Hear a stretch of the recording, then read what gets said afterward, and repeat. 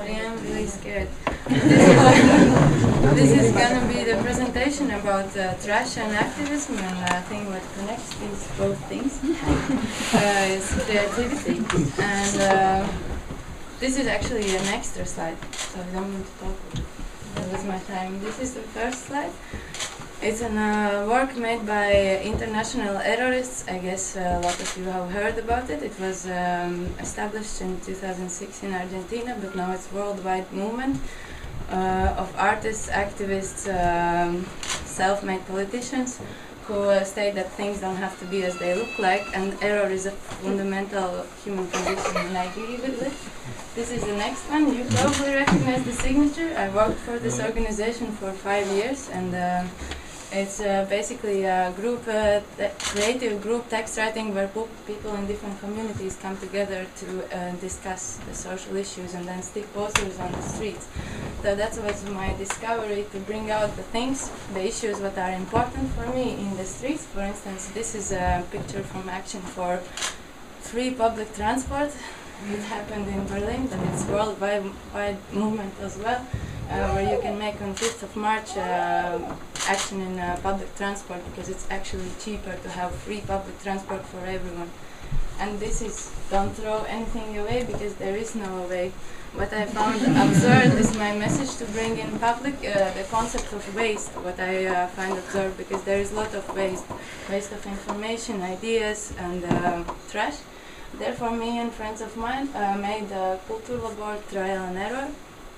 Trial and error is a concept itself, and it says that there is no, you cannot win or lose, but it's all about process. So it's a Berlin-based collective of artists, activists, craftivists.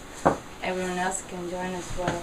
And this is our first project we started to make. We wanted to collect practice, what we actually already have in our daily life, and from our grandmas and grandfathers. It's upcycling, how you can make things what you consider to be waste, how you can make something useful out of it. And with this project we went all around Berlin and also in northern Spain, and then people in Balkans and Kiev also joined us. And we made workshops in the street, old people houses and somewhere else. We brought a lot of trash, and in the end people went home with something useful. Okay, Tetra Pak wallets, but this is the outcome of the project. It's a toolkit for creative recycling. I don't have it on my hands because it was yesterday brought up from the printer's house. But it's full with advices how to reuse waste, so don't throw anything away. I'm lost.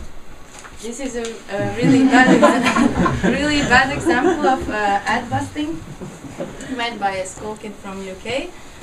He sent it to me because I'm an editor of a magazine for creative activism, but I think if every attempt is important. I'm also just learning, and ad busting is important because it can bring to these inspiring examples. I find it inspiring. It's really well-known street artist called Ludo. He's mainly working in Paris, and he's talking about the issues as like ethics, or lately he worked with pharmacy industry and so on.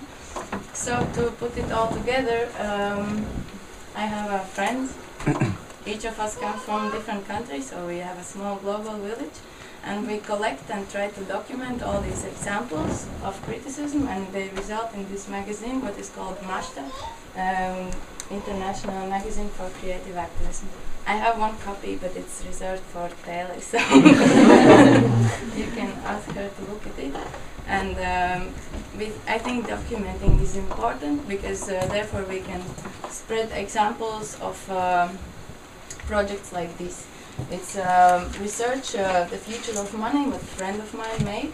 And here is a list of organizations that are working on alternative currencies and alternative economies. And there are people who believe in peak oil, and people who simply think that this system doesn't work. So do I. And therefore we also created a small project. We will cooperate with Zana later. And it says time, money, knowledge, ... The project is called Swap Shop, and there you cannot use money, you can exchange just time, items or knowledge. And this is a crew, and we work together. The crew is called Makers Lab, and it's actually no crew. We just reserve space for us in different kinds of art festivals, and we mask ourselves as artists, and then everyone who comes can join, and we just hack the space. Thank you.